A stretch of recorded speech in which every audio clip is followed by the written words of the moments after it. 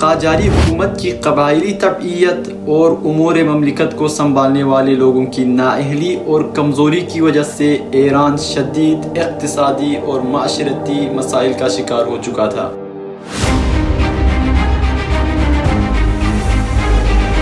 1921 میں رضا شاہ پہلوی فوجی بغاوت کے ذریعے حکومت پر قابض ہو گیا اور تقریباً 20 سال تک ایران میں ظلم و بربریت کو جاری رکھا۔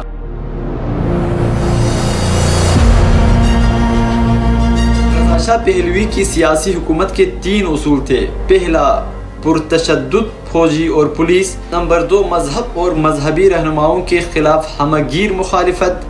نمبر 3، مغرب پرستی۔ ان 3 اصولوں کے بنیاد پر رضا شاہ پہلوی ایران کے اوپر حکمرانی کرنا شروع کر دیتے ہیں۔ اور سنیں، داستان کچھ اس طرح سے ہے کہ رضا شاہ پہلوی نے مذہب اور مذہبی تقریروں کے اوپر پابندی عائد کر دی گئی۔ مدرسوں میں احکام اور دینی تعلیمات کے اوپر مکمل پابندی عائد کر دی گئی۔ خواتین کے سروں سے پردے ہٹانے کی تحریک چلائی گئی۔ ساتھ ساتھ اس ظالم پہلوی نے ملک کی آدھی زرخیز زمینوں کو حکومتی سطح پر اپنے قبضے میں لے لیا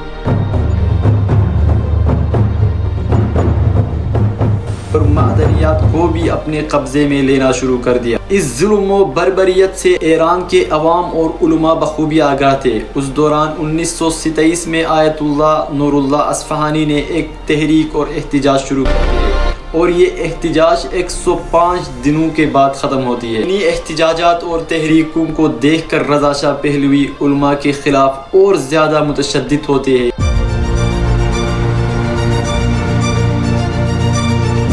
آیت اللہ فقی کو پرتشدد اور ظلم و بربریت کرنے کے بعد رے کی طرف جلال وطن کرنے پر مجبور کر دیتے ہیں۔ اس دوران سید حسن مدرس اور دیگر بہت سارے علماء بہت زیادہ فعال تھے اور امام خمینی سید حسن مدرس سے بہت زیادہ متاثر تھے اور امام خمینی سید حسن مدرس سے سیکھ رہے تھے کہ کس طرح آگے جا کر اس قوم اور ملت کی رہنمائی کرنا ہے۔ اس دوران دینی احکامات کے اوپر پابندی عائد کرنے کے لیے رضا شاہ پہلوی یہ فیصلہ کرتے ہیں کہ مدارس کے اندر امتحانات حکومتی سطح پر لیا جائے گا، لیکن امام خمینی نے شدید مخالفت کیا اور اس تحریک کو کامیاب ہونے نہیں دیا۔